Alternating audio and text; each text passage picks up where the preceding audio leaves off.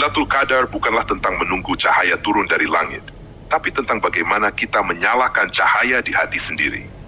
Selamat menjemput Lailatul Qadar.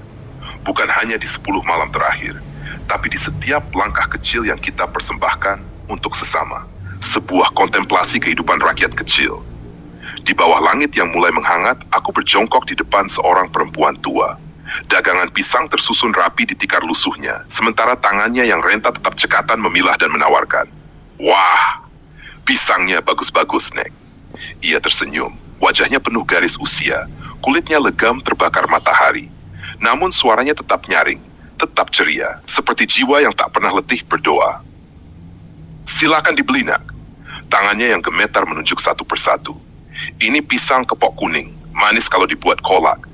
Ini pisang kepok putih, enak digoreng. Yang itu pisang pista, harum dan manis. Tapi jangan dibeli, belum matang. Aku terdiam, menyimak semangat yang tak luruh oleh waktu. Sudah lama berjualan, Nek? Belum. Ini mengejar rezeki untuk lebaran. Aku terhenyak. Di usia yang seharusnya menjadi penutup pengabdian, ia masih setia berjuang. Nenek punya anak berapa? Banyak. Mereka bekerja di sana-sini. Mengapa tidak beristirahat saja, sedang berpuasa, masih berjualan?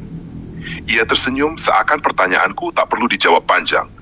Justru karena puasa, tidak boleh beristirahat, mumpung Tuhan masih memberi kesehatan. Hati ini seketika ciut, betapa banyak alasan yang kubuat untuk berhenti berbuat. Sementara ia dalam tubuh renta masih mengayuh hidup dengan riang. Di bawah terik yang menyengat, ia tetap duduk tanpa peneduh, sesekali menyeka keringat dengan selendangnya yang lusuh. Kalau pulang jam berapa, Nek? Jam 3 sore sudah pulang. Karena ada kewajiban menyiapkan minuman untuk anak-anak TPA. Kok kewajiban? Siapa yang mewajibkan? Ia tersenyum lagi, tangannya gemetar menatap pisang. Saya sendiri. Aku tercekat. Hati ini kembali tertunduk. Dalam lelahnya ia masih mengalirkan kebaikan. Setiap hari selama puasa. Ia hanya untuk anak-anak sekitar 50-an orang.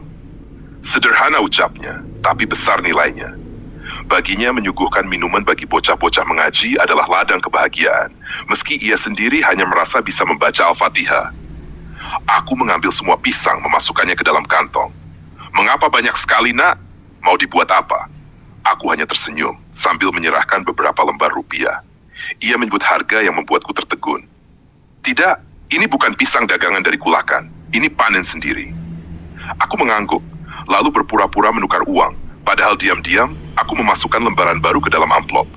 Cukup untuk bocah-bocah yang rajin mengaji. Kusodorkan amplop itu, ia menerimanya dengan tangan yang gemetar. Aku berlalu tanpa menunggu ucapan terima kasih. Keesokan harinya aku datang, tapi ia tak ada. Hari berikutnya, aku kembali, tetap tak kutemukan sosoknya. Nenek tidak berjualan?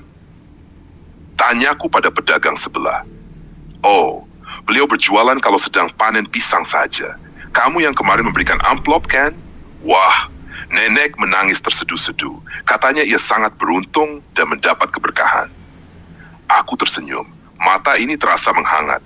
Barangkali yang ia maksud adalah Lailatul Qadar, malam yang lebih baik dari 1000 bulan. Bukan semata karena sujud panjang di masjid, bukan pula karena ibadah yang tekun, tapi karena tangan yang tak lelah memberi. Karena hati yang luas seperti langit. Perempuan tua itu mungkin tak banyak hafal doa, tapi ia telah menghidupkan ayat-ayat Tuhan dalam setiap butir kebaikan yang ia tabur.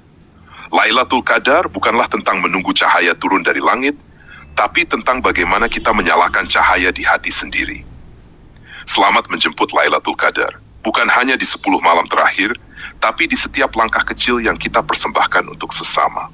Semoga kita semua menjadi hamba yang khusyuk dalam sujud dan senantiasa berada dalam lindungan serta ridhanya. Wassalamualaikum warahmatullahi wabarakatuh.